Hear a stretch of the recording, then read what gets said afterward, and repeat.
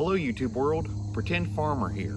Not a real farmer, just pretending. It's been exactly 6 months since we've used our hanging 15-pound galvanized feeder for our chickens.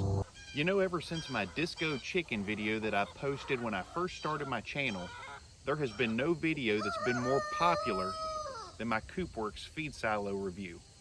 And so since people were so interested in this when I initially bought it, I wanted to do a review showing how it's worked for me over the last 6 months. Now in my original Coopworx video when I got these things, I did kind of like an unboxing. I showed you how to install them. I gave you all the real specific specifications and I told you all the reasons why I bought them, all that stuff. I'm not going to get into that in this video. If you want to hear that stuff, you can go back and watch the original. This I just want to keep as a simple update for those of y'all that have either bought these or are thinking about getting them. I just want to let you know how they're working out. So we know that the feeder holds 40 pounds of feed. Now Coopworx advertises these as a waste-free design where the chickens cannot rake any feed out and get a bunch spilled on the ground. Let me show you what we got here. Now Pretend Farmer has not done any cleanup in the making of this video. And as you can see, there are a few pellets on the ground, but not much. And honestly, what little bit like this gets spilled, you'll have a couple chickens, or especially the younger chicks, come by and clean it up. And it really, there's never any more feed on the ground than what you see here right now. Most of the time, it's just kind of that powder.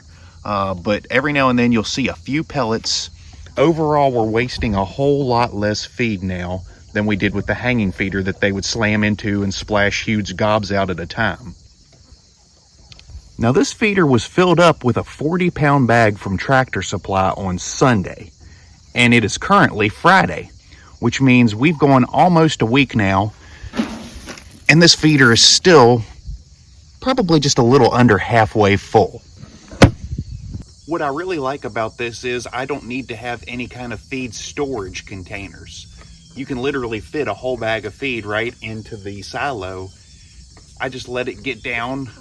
I buy a bag on my way home from work whenever I'm running close to empty, fill it back up. You're never storing feed anywhere. And so I don't have to worry about mice and stuff getting in my buildings trying to get to my feed.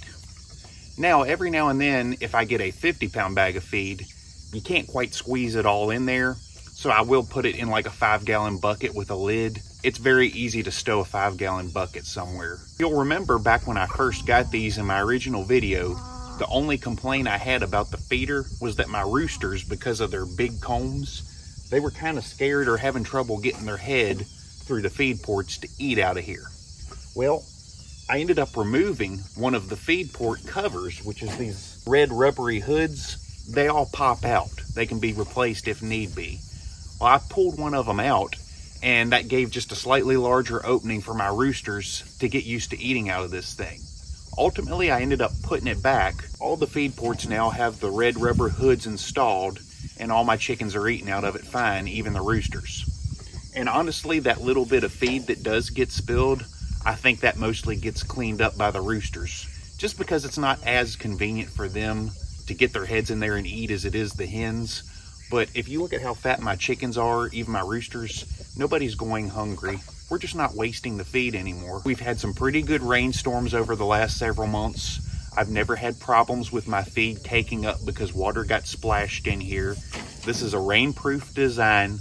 You don't need to set it under anything. It doesn't need a covering. You can rain right over there and the water gets deflected away from the feed ports. We've never had problems with wet feed. We've never had problems with mice or rodents or anything like that. It actually came with little covers that can plug up the feed ports if you need them. I threw them away about a month ago because I realized we've never had any problems with mice getting in here so far. And actually just the very design of this thing, it would be very hard for a mouse to get up and get in there. I'm not gonna say impossible. I guess if you got like ninja mice, they could do it. But here on the Pretend Farm, our mice are not that crafty. They're not that clever. We've never had mouse problems getting into our feed. Other than originally driving these things into the ground, I've never had to readjust them or pound them back in. They haven't gone crooked on me, nothing like that. So very good mounting hardware that they send with these. Now this is the water silo, and as you can see, Midnight is demonstrating how he gets his water out of the nipples. This thing holds 8 gallons of water. I have not had any problems with these nipples getting stuck and leaking or anything like that. The way these work is the chickens hit the nipple with their beak and it spits water out, as you can see there. I figured eventually, especially with our hard water here, we would have had one of these nipples stick and leak all the water out like that. It wouldn't take long, but honestly, there has been no problems all summer. I haven't had to change any of them out. Notice too how clean everything is in there. The cool thing about this is, because it's such of a thick plastic and the sun's rays can't get inside to the water, you don't have any kind of photosynthesis for bacteria and algae and mold and that kind of stuff to grow. So the water has always stayed clean. I have honestly never had to clean this water all summer. And that honestly to me is one of the biggest advantages, other than just the capacity of it, is the fact that it's not getting all gummed up. You got one of these on the other hand, there's what you end up with. Look at how nasty that water tray is. These get slime in them. They got to be cleaned almost daily in the summertime. Bucky still enjoys drinking out of it. And the reason that we have this setting here and this little feeder on the ground is for our smaller chicks. We have the little ones over here that are hiding under this tree, and they're not quite big enough to reach the feed ports and the nipples to get water yet. So what I've done is I've set them a little chick feeder over here with some feed in it on the ground level so they can reach it. And we've got the more traditional waterer that has legs that set it up off the ground about an inch or so. That's what they've been using, and I will probably be taking these away here in about another week or two. That's honestly the only negative thing I really have to say about these, is that they're only good pretty much for full-size chickens. If you're constantly getting young pullets or baby chicks that you're raising up, these are not good for the earlier stages in a chicken's life, just because they're high enough off the ground that big chickens can reach them. Little chickens can't. They do have some adjustment in the height, they just won't go down low enough for the babies.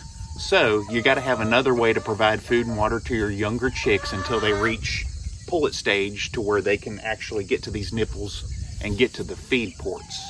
That's been the only thing where they haven't been perfect. The water, I fill it up about once a week. It stays clean. There's been zero problems with the water silo. The feeder, I fill it up probably not even once a week. And keep in mind, I've got 30 chickens. If you don't want to feed your chickens daily, you want to turn that into a weekly thing, these have been really great.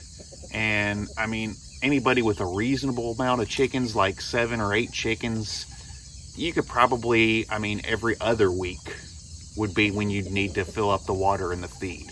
So if you just really want a maintenance-free operation and you want like almost to eliminate your chores, these are good ways to go. You know, the chickens have really taken to this thing. They were a little skittish at first, but they all are perfectly comfortable eating out of it now. I'm not having to clean up the huge gobs of feed that you saw piled on the ground in my first video. They can eat and drink as they please, and it's very little work for me compared to what I had before. I'm confident that my chickens are eating and drinking well. I mean, look at how fat this bird is, you guys. This chocolate Orpington is huge. Now I'm going to do another review in the spring on these to let you know how they work over winter, because we've never actually used these in freezing cold temperatures yet, and that's going to pose some challenges. You know, typically your waterers with these style nipples on them, well, you get down below freezing, those nipples will freeze up and they won't dispense water. We might just put this thing in storage over winter and go back to the rubber pans that you can bust the ice out of and keep refilling. Or if we want to keep using this, it's actually designed to have a cord run in the back of it, and you can get like a generic trough heater that has just a very low wattage to heat the water, and it's supposed to keep things flowing. So it's going to be interesting to see what we end up doing with that, but I'll let you know how we make it work over winter. The feeder obviously is not going to be impacted at all by the weather. You know, Pretend Farmer is an affiliate with Coopworx, which means I can give you a discount on these, which I'm going to leave you down in the description. And then when you use that discount, it kicks me back a commission for your purchase. I can tell you from looking at my dashboard, Over the last 6 months, over 30 people have purchased these using my discount, and I've made enough commissions to pay off mine, which I had to buy initially out of my own pocket. Coopworx did not give me these. So I bit the bullet, I bought them, they're paid for now, and they're serving me well. The only negative thing I've heard is that they are expensive, and I agree, they are expensive. When I bought these, I think they were about $140 a pop, which was a lot. And since then, they have raised the prices even more. I think they're closer to like 180 some, 190 some bucks now. But you can get on their website and look at the prices. They're gonna scare you. And all I can say is they are built really well. That's the same quality of plastic and thickness that they would use to build like a canoe or a kayak that you'd float down the river on. So these things are not something that are gonna freeze and bust and be junk in a dumpster somewhere after a year or so. They're very rugged and they should last a lifetime. We've had zero issues, zero kind of failures with ours. They honestly, for setting outside in the last 6 months, they haven't even faded yet. So it's very, very good injection molded plastic, very tough stuff.